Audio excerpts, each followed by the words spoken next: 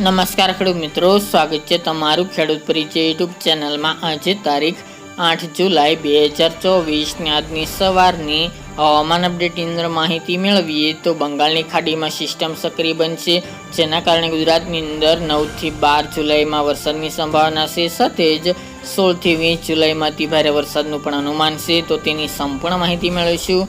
ચેનલમાં નવા હોય તો ચેનલને સબસ્ક્રાઇબ કરી નાખજો અને વિડીયોને લાઈક આપીને તમામ ખેડૂત ભાઈને ગ્રુપમાં શેર કરી દેજો। હાલ ગુજરાતની અંદર વરસાદી માહોલમાં બ્રેક જોવા મળી રહી છે અને વરાપનો રાઉન્ડ જોવા મળી રહ્યો છે। આગામી 9 તારીખથી ફરીવાર ગુજરાતની અંદર વરસાદની ગતિવિધિમાં વધારો થાય તેવું અનુમાન છે। એક રાજસ્થાન ઉપર હળવું સાયક્લોનિક સર્ક્યુલેશન સક્રિય થવાનું છે, જેના કારણે ગુજરાતમાં વરસાદી માહોલ જોવા મળશે, સાથે જ જે વરસાદની ચોમાસું ધરી છે તે ઉત્તર ભારતના વિસ્તાર ઉપર ખસી ગઈ હતી, ત્યાં ધીરે ધીરે ગુજરાત તરફ આગળ વધશે, જેના કારણે ગુજરાતમાં વરસાદની શક્યતા રહેલી છે।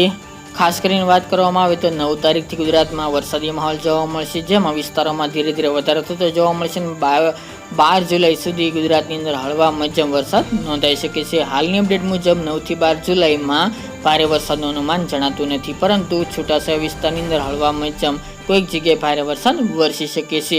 વાત કરવામાં આવે તો કચ્છના ખાવડા, રાપર, ધોળાવીરા, ગાંધીધામ, ભુજ, ભચાઉ, અડેસર, નખત્રાણા સહિતના ભાગોની અંદર હળવા મધ્યમ વરસાદની સંભાવના છે। 9 તારીખથી 12 તારીખ દરમિયાન ઉત્તરની અંદર સાબરકાંઠા, બનાસકાંઠા, પાટણ, મહેસાણા, અરવલ્લી આ ઉત્તર ગુજરાતના ભાગોની અંદર પણ વરસાદની સંભાવના દેખાઈ રહી છે।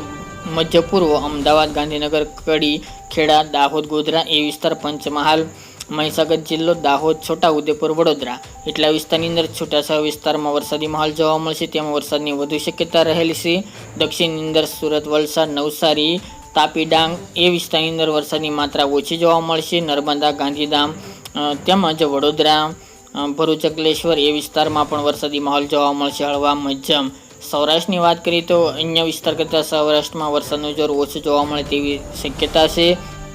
ખાસ કરીને સૌરાષ્ટ્રના ભાગો જેમાં જૂનાગઢ, રાજકોટ, ભાવનગર, અમરેલી, બોટાદ, સુરેન્દ્રનગરમાં વરસાદની વધુ સંભાવના। જામનગર, દ્વારકા, મોરબી, પોરબંદર અને ગીર સોમનાથમાં ઓછી વરસાદની શક્યતા રહેલી છે, પરંતુ અમુક જગ્યાએ વરસાદી માહોલ જોવા મળી શકે છે। હાલની અપડેટ મુજબ ગુજરાતના મોટાભાગના વિસ્તારની અંદર આ 9 થી 12 જુલાઈ દરમિયાન વરસાદી માહોલ જોવા મળી શકે છે, જેમાં ખાસ તો કોઈ અતિ ભારે વરસાદ કે ભારે વરસાદનું અનુમાન જણાતું નથી, કારણ કે સિસ્ટમો સાવ નબળી છે, જેના કારણે।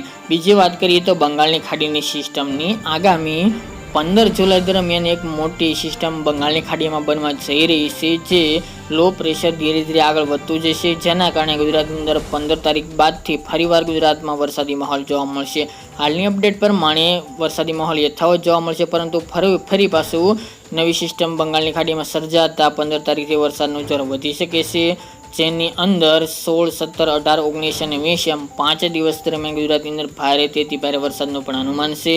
17, 18 અને 19 તારીખ દરમિયાન અતિ ભારે વરસાદની પણ શક્યતા રહેલી છે। બંગાળની ખાડી સિસ્ટમ હોવાથી દક્ષિણ ગુજરાત, મધ્ય પૂર્વ અને ઉત્તર ગુજરાતના ભાગોની અંદર ભારે વરસાદ વરસી શકે છે। આ સિવાય પૂર્વ સૌરાષ્ટ્ર અને દક્ષિણ સૌરાષ્ટ્રના ભાગોની અંદર પણ સારામાં સારો વરસાદ, ભારે વરસાદ વરસે તેવી શક્યતા રહેલી છે। બાકી કચ્છ અને ઉત્તર ગુજરાતના જે રાજસ્થાન લાગુ વિસ્તાર છે તેમાં વરસાદની તીવ્રતા થોડી અન્ય વિસ્તાર કરતાં ઓછી જોવા મળી શકે છે, તો તે વિસ્તારમાં તે તારીખો દરમિયાન સાવધાન રહેવું, કારણ કે દક્ષિણ ગુજરાત અને મધ્ય પૂર્વ વિસ્તારમાં ભારે વરસાદ વરસી શકે છે। તો મિત્રો, આ અત્યારની વહેલી સવારની અપડેટ, ફરી એક નવા વિડીયો સાથે મળીશું।